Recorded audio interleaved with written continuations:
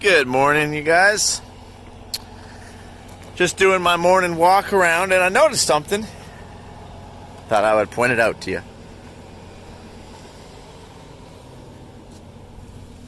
Yep.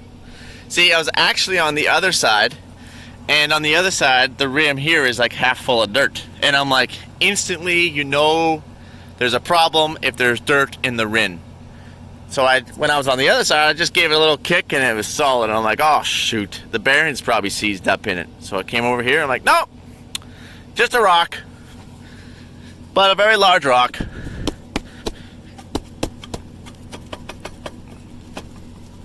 I'm gonna have to go get a pry bar.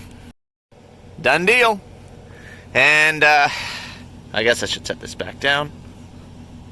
Holy. Okay. Alright, now that we fixed that, I wanted to point something else out to you. See all those tumbleweeds in the back of that John Deere? John Deeres are weed collectors. Look at that. Yeah.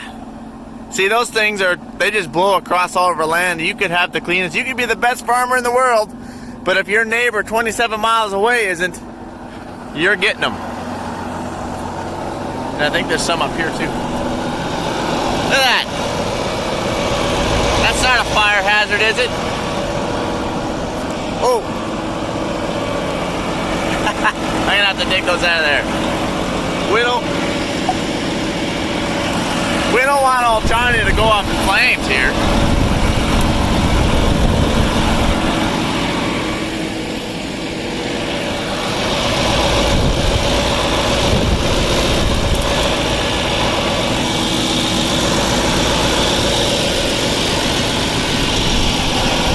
Wow, look at that down there. It's like a beaver dam with weeds. See, I now know why they put a grate on this stuff and they enclosed it.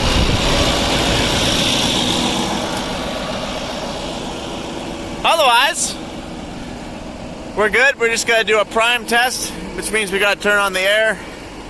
Throw some seed and fert through all the boots to make sure nothing's plugged, make sure everything is good. We're waiting for fuel, but we're still warming up. If fuel's not here by the time we warm up, no big deal. We're gonna go seeding and we're not gonna waste any time, and we'll get fuel when the fuel truck gets here. It's gonna be a great day. All right, we're just heading across the field here. We're fueled up. Everything is golden. We're just driving out of the ground here to get over there where it hasn't been seeded yet. And you guys are like, Mike, what's this surprise that got dropped off in the corner of the field? I want to see the surprise. I want to know what it is, Mike. Me too. Well, I actually know what it is, but I want to tell you guys too. So I guess stay tuned here. Keep watching. So we just came down that hill, and obviously we can't pull that hill, so we're going to go over here and go up over here and then keep coming down this way. That's how we do. Oh look! Another rock pile. You guys are going to think that's all we do is farm around rock piles. Actually, this particular field that we're on, which is a really big field, a part of it has a lot of rock piles, a lot of rocks. Some land is rockier than others. Some that we don't actually have any rocks, to be quite honest. It's really nice dirt, really heavy clay. Other stuff, it's got rocks. So when you're kind of spread out, we're kind of spread out, as you know. We're kind of spread all over the place. You get the best of both worlds. And you're like, Mike, how is rocks anything good? Well, typically it's sandier, and it grows really nice lentil crops. So yeah, it's kind of like the best of both worlds. Sometimes in heavy clay, if you get lots of rain, lentil crops don't want to come in. Chickpeas don't want to come in. My chickpeas and lentils always come in on their own in sandier dirt. And I like that. Alright, I'm just finishing up the field. What do you guys see in front of me? You guys see that? It is, where is Waldo the tractor version? You're right, that is a Case Quad Track tractor that just got dropped off. That is the surprise. That is Old Red. And I don't mean our Old Red. I mean Old Red from Rocky Mountain Equipment in Moosomin, Saskatchewan. Thank you, Jason. He had that thing loaded up on a truck and sent it down here so fast I barely even had time to finish my video. So, we have ourselves a setup for a good old-fashioned showdown. Old Red is talking a lot of smack over there. You would not believe how thick this air is. Johnny is instantly on the defensive. He does not like Old Red being down here in this territory. I kind of thought Johnny might kind of cower down a little bit. That is not the case. Johnny has arose and ready for the occasion. He is ready for a challenge. He is ready to rock and roll. The Fent, on the other hand, has backed down. It is not ready to quite yet to play with the heavyweights, and we will be replacing that Fent. We are going to put that quad track on a big drill, and we are going to have ourselves what we like to call an old-fashioned showdown. So make sure you guys hit the subscribe button, follow along, and we're going to put these things through its paces. That old Johnny over here is definitely not happy with Old Red being in its territory. And Old Red is just loving this, talking smack like you wouldn't believe. So I hope Old Red can live up to all the smack it's talking right now. And we're about to get ourselves underway. All right, guys. The John Deere is down here to help us wire in a case tractor. You just haven't seen it yet. And we're retiring the Fent. The Fent has graciously bowed out of this race, and it's pretty much going to come down to, we're going to put the case on the big drill here, and we're going to take old Johnny and we're going to put the Johnny on the 68, and it's pretty much going to come down to the heavyweights and see how well they pull their drills. So we're going to have a lot of messing around, pulling out wiring harnesses and all that fun stuff. So we'll probably be a couple hours. Oh, this is actually no man's land, you guys. You're looking at it. That is the United States of America right there. Yep. Canada, US. Canada, US. Be free! Be free, Ashton! Be free! She's actually a little bit sad, I'm not gonna lie. She does like the Fent. Sorry. I'm just going through puberty here, I guess. She gone. Alright, old Johnny's coming back here. We're going to hook up old Johnny.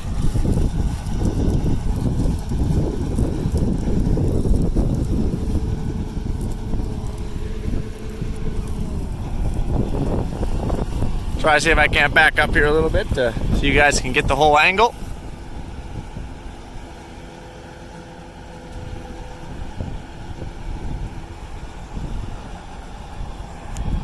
There's Ashton. She's going to hook up to the 84 because you guys don't know, but we're going to fool you. We're going to put the Fent on the 84-foot drill, you guys. It's going to happen. No, it's not. It's like throwing away my whole house. Everything I have in there. My laptop. Hold on here. My lunch kit. Kicking you out. She's kicking me out. My coat. Really? You're not going to leave anything in there, no? You can keep that. I don't need that garbage. You don't want anything to remember me, Mai? Sorry. What? You gotta deal with the deer.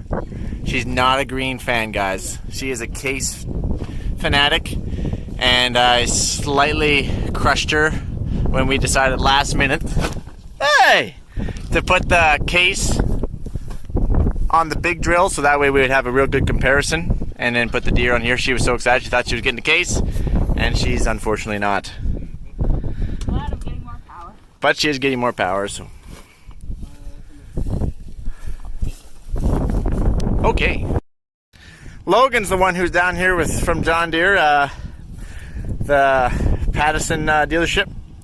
He's so good, he's like, just take my tractor, we'll go get the case. Not very often you can take a John Deere truck to go get a case. Alright, guys, we're running back to go get the case. It's about 3 miles away here. That's the US. That is Canada.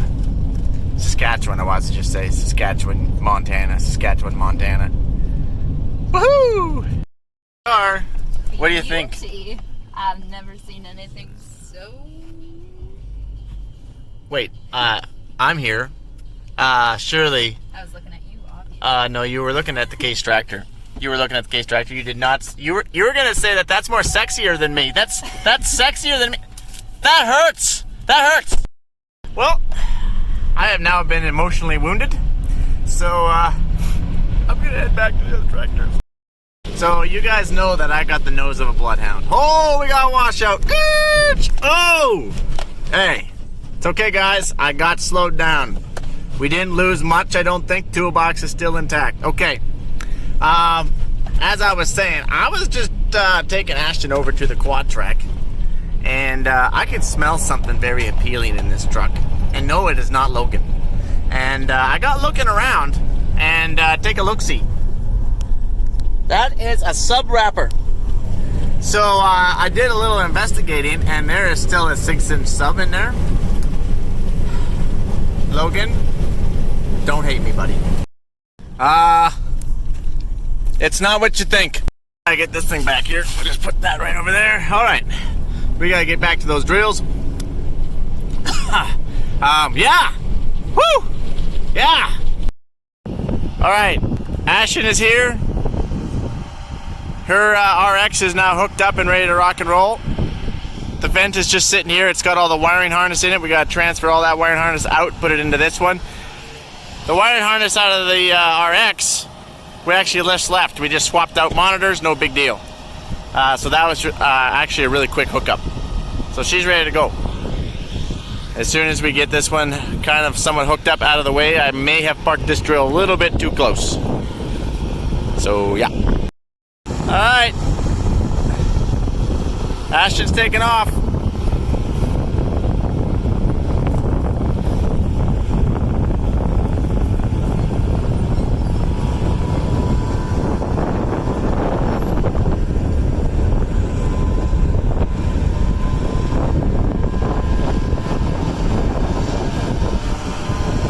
I'm just up on top of my cart trying to get service. Uh-oh. Problem. Ashton's not used to running the John Deere. She just didn't know, she needed an, what do you call that? A run through on the monitors. Had to adjust the hydraulics and all that fun stuff.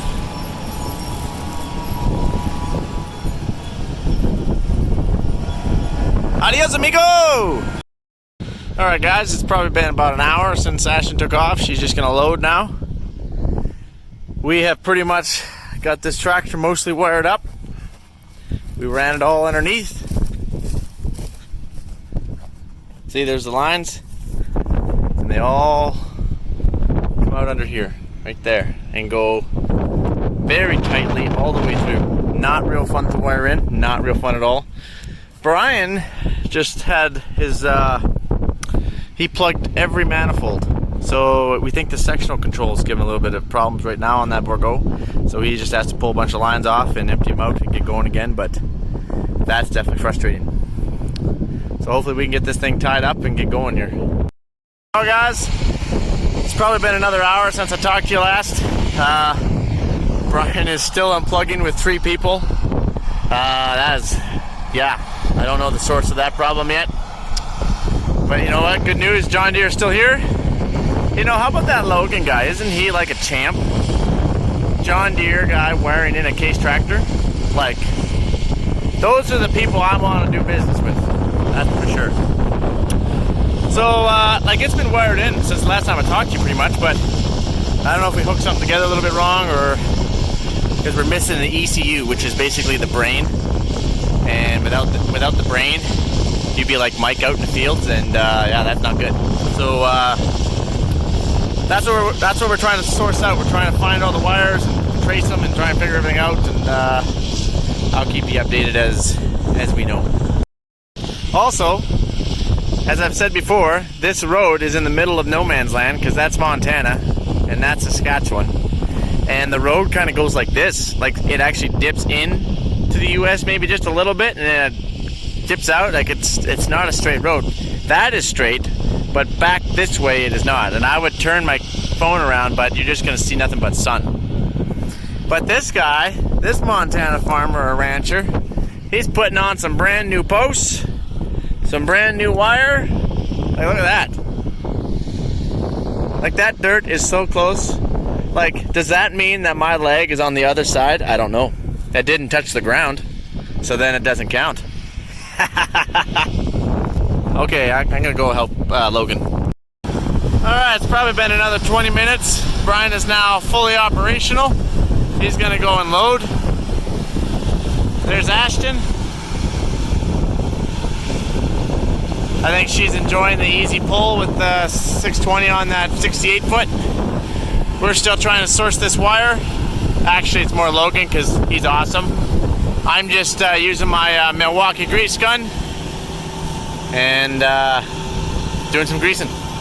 Look at that Fent just sitting over there all lonely. Isn't that just sad? So, it's probably, yeah, so Brian just got over there. You missed like maybe 5 minutes here.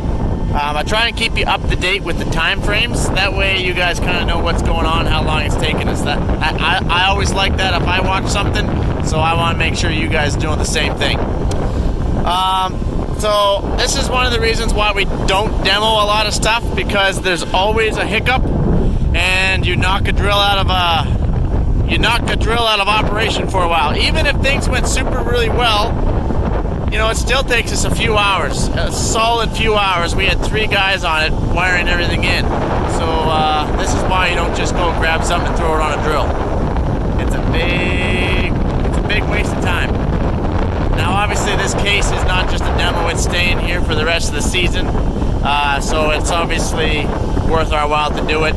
But to just go and demo a tractor for the sake of just trying it out, no, that's not an option unless maybe you're on your last field and you're all done. So, yeah. Alright guys, so I was just over there. Ashton was just loading again. So it is a no-go for this day. I am concluding this day with, I don't know what's going on. We're actually wondering if it's an X35 on my drill, but an X30 monitor in Ashton's. They all plug and play the same. And we put the X30 on Ashton's X30 on. We took Ashton's X30, put it into my X30 wiring harness that we left in that John Deere over there. And then we just pulled out the X30 wiring harness out of that Fent and stuck it in the case, and it's a no-go. So she's seating fine with it, but maybe... So anyway, we're not sure. We're going to bring down a new wiring harness, and hopefully we can get everything operational in the morning. So yeah, I'm going to start this thing up, and I'm going to head over and I can load it. I just can't seed with it. So thanks for hanging out with me, and I look forward to tomorrow when we get this thing operational, because we will get it operational, you guys. And I look forward to putting this thing into the hills right beside the John Deere with Brian, because Brian's down here. And I really look forward to doing some trials. Yeah, some trials. And I am so tired, I don't even hardly know my name anymore, so bear with me. And I will talk to you guys later. Oh, and I guess I should say that I'm waiting for the other drill operators here. I've been waiting for about an hour. I got my drill loaded. I'm ready to rock and roll. Whenever they're ready to rock and roll, I see Ashton's over there. Maybe I should move. You know what really surprises me, you guys? Is that's the border. Like, that's Montana, right? And if you look way up there, you see those lights? You see those lights way up there? That's actually a port. Yeah, this land goes all the way up there. That's actually a port, a Canada-US port. We farm right on the port. Like, this is all new land to us, so we haven't been over here. I didn't even know there's a road here, you guys. I had no idea there's even a road here in the middle of no man's land. But there is. You know what's really surprising? Is no one has shown up. No one has come to pay us a visit. We've been here all day long, and no one's come to visit us. Do you know how disappointing that is? Like, if this was our other stuff farther back, someone would have showed up by now. Either that, or they just know it's Mike Mitchell and he's crazy and whatever. But you know how tempting it is just to run across there and be free and then come back? Does that mean if I jump across that barbed wire fence that I have to, what do you call that? That whole COVID thing, I gotta go in lockdown mode for 2 weeks? Self-quarantine, that's the word I'm looking for. It's late, okay? Don't give me a hard time. So yeah, I just also want to apologize about the wind today. It was ridiculous. Like, I understand there's a lot of wind noise, probably more than what you guys are ever used to hearing, but it was like blowing ridiculous. Like, that's what we like to call is a good old Saskatchewan breeze. So I do apologize about that. But I guess there's not a whole lot I can do about it. So, sorry. And,